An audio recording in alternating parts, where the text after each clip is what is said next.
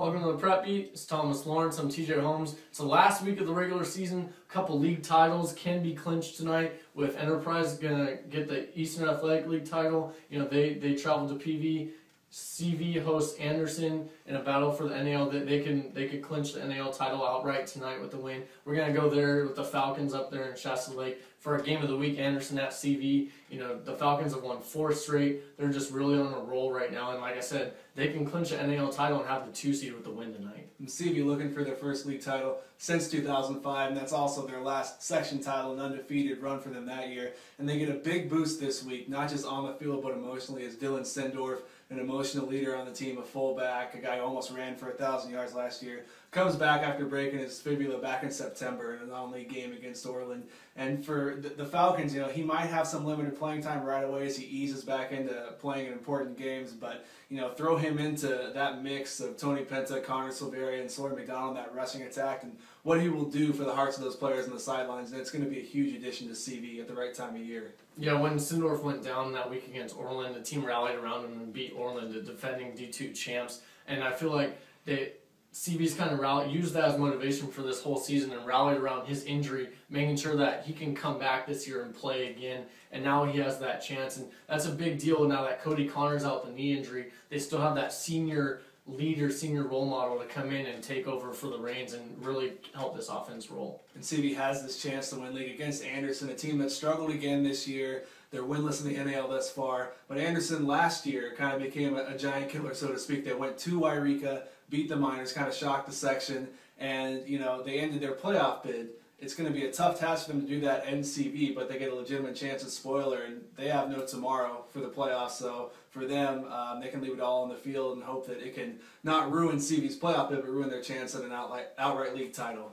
Yeah, you look at another team that has a chance to ruin, you know, playoff chances and the seeding and things. PV, when they host Enterprise, you know, this is PV's playoff game. They're not making the postseason this year. This is their chance to show and to prove everyone, like, hey, we got to play for something at the end of the year. This is their bowl game, playoff game, whatever you want to call it. You know, and this is a big deal for Enterprise because with the win, they could clinch #1 seed and the EAL title in this. You know, and getting a first-round bye in the D1 playoffs this year when there's so much parity in those top teams in the EAL and Division I, that it's a really significant deal for them to get this win. When you look at Enterprise PV, you look at the football strictly matchups, it's all basically going to go toward Enterprise. But for them, it's not the right time to get complacent. You know, it would be easy to say they kind of have that #1 seed, the league title in the bag.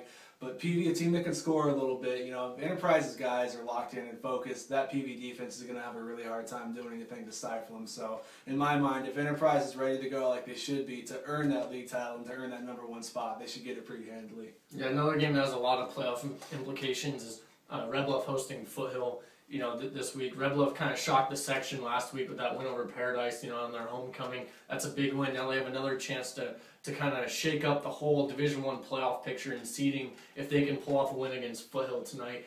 You know, that's a really, really big game for the Spartans. And Foothill, if they win that game, they can lock up the 3 seed and be able to host at least one game in the playoffs. And Red Bluff stunned the section, like you mentioned last week, beating Paradise, a 2-time defending champs. But when they play Foothill this week, you know, a team they're going to see in the playoffs next week too, they face a whole different kind of monster. You know, we've talked about it a lot this year. Foothill has prided itself on its balance, and Red Bluff is going to have to deal with an aerial attack that it didn't see against Paradise, and it's upset this week. Yeah, you look at Foothill's offense, I mean, they're putting up a section best 450 yards a game on offense, balance with the run and the pass. That's just a deadly attack. It's really hard to prepare for.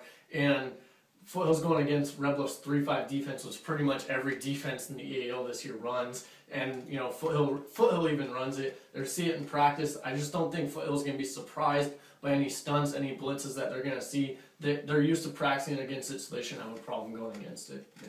And in Red Bluff Foothill, 2 teams that likely see each other 2 weeks in a row into the playoffs. Shasta hosts Chico this week, and it's the 3rd straight year that those 2 teams will play in the final week of the season and then see each other in the first round of the playoffs. So really becoming familiar faces between those 2 teams at this time of year. Still up in the air with all kinds of different scenarios about who will host who, but that's yet to be determined after Friday night. And in the NAL wrapping up with West Valley going to Corning. West Valley could push to 9-1 this year, and 4-1 in the NAL. That's a big deal. But as long as CV wins, West Valley is still going to have the 3 seed, even with a 9-1 record, which is pretty crazy to think about. Then you look at Austin Clark and Brady Castleman, that 1-2 rushing combination combined for 29 touchdowns on the ground this year, and that's a very potent attack. And, for the 11-man football this week, Divisions 1 through 4, the regular season wraps up. For Division 6, 8-man football, the postseason begins. Reading Christian, just the second year of its program, is number 1 seed. They host Mercy and Palisades on Friday night. And that's going to do it for this week's final week of the regular season prep football previews this week. And make sure you check out preppy.com for all your scores, highlights, and everything else regarding high school sports.